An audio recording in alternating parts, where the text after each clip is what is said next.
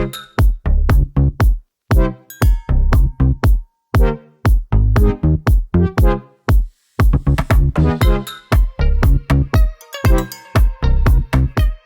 what's up? It's Ryan, and a couple of things I want to just do a real quick update on before we get into today's video. First and foremost, this little mark right here, I got that from a little run-in with my little cousin when we were both jumping into the pool, as you can see here.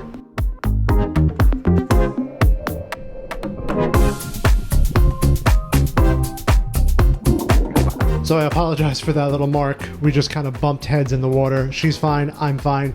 It's really nothing. Second, I got my new Pentax 6.7 in the mail. I am extremely excited to shoot portraits and landscape with this. I'm gonna go out with this week and hopefully make a video on it soon. I am super excited about it. And then last thing is, I just want to thank every single person that has subscribed to this channel. This past weekend we hit 300 subscribers. That might not sound like a lot, but to me, that means so much, that there's people out there that actually want to watch my videos and subscribe and see more of me.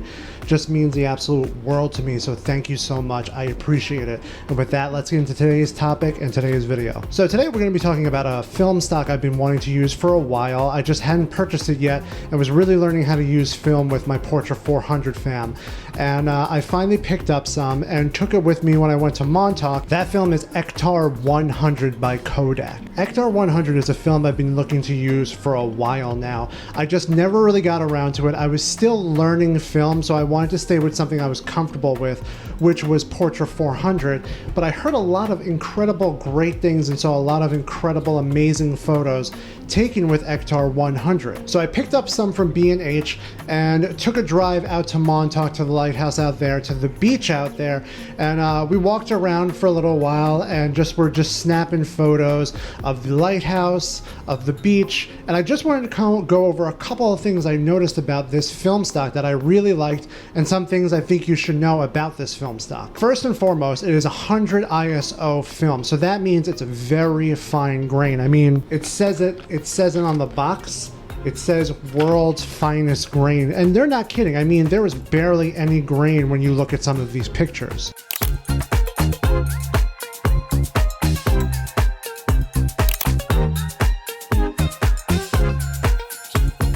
Ektar 100 actually comes in 35mm and 120. I do have 120, which I will be using on that Pentax on the next beautiful, bright, sunny day.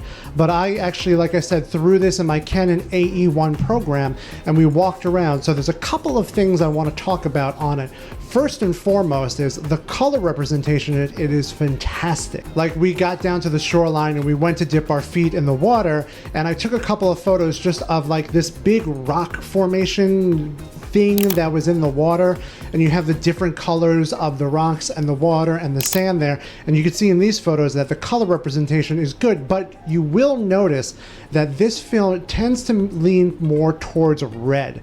There is a lot of red in this film. Now, that's not necessarily a bad thing, it's just you will have to bring down the red in post when you're editing it, because it is very prominent. It makes the browns look a little bit more rust color, so it's just something to take notice of. But the greens and the rest of the colors look really good in these photos. This will also show up on skin tone.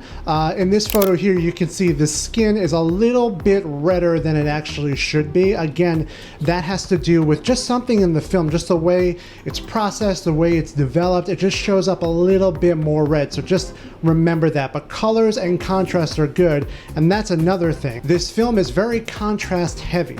It really gets those blacks really deep in black. I mean, you can bring them back a little bit in post, but you run the risk of getting that like faded film look with it. But the contrast in this is very deep, and you can see in these couple of photos on the beach and walking around that you can see the contrast is a little bit more contrasty.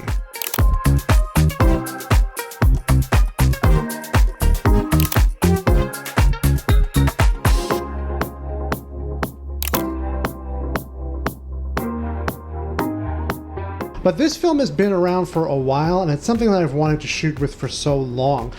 It's fantastic for things like bright sunny days, or even like mid-afternoon shoots and stuff like that, because since it's such a low ISO, you don't have to really push the film that far, and you're really going to get fine detail out of it.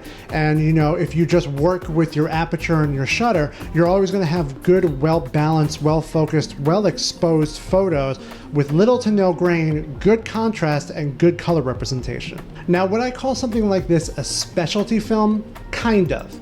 So what I mean by that is Portra 400 is perfect for portraits and like mid-afternoon to like late evening photo shoots, where it's very versatile and it's got that very saturated, not very saturated, very like pastel, almost kind of washed out look that you're looking for in your portraits, and the skin tones just look beautiful in it.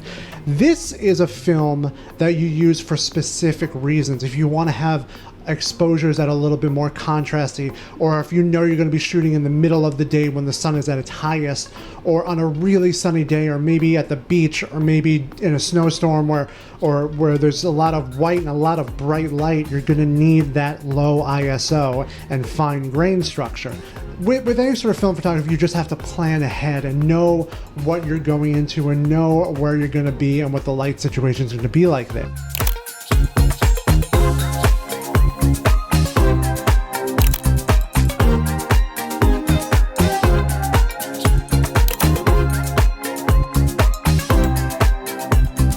And with something like Ektar 100, you're going to know, all right, it's going to be a bright sunny day out, there's going to be little cloud coverage, and we're going to be out in the middle of the day. Let me grab some Ektar. Just remember, you're going to get high contrast and you're going to get those saturated colors, but the grain structure will be great. Now, that doesn't say you can't use this at like midday or even golden hour, and I've even seen some other YouTubers push this at long exposure. It's a very versatile film, and it's a professional grade film by Kodak, so you can use this for any sort of project you want, though I would recommend, you know, really testing it out and seeing how it works for you. Me, I would definitely try to shoot this again like midday when the sun's a little bit lower, or maybe even during golden hour, or maybe even getting crazy and trying with long exposure, because the great thing about this is it's that world's finest grain, so it's gonna always have that low grain structure. So basically, I am a big fan of this film. I really like it. I think the photos came out incredible. Even though the contrast was a little high and there's a little bit of red in it, I liked it. I will leave you with a couple more photos so you see what I'm talking about, so you have a better understanding. But check them out. Check me out on Instagram at Ryan J. Leone. And then again, please subscribe. Thank you to everybody that has subscribed. I appreciate it. I will see you on Friday with the next one. Have a good week, and I'll see you later.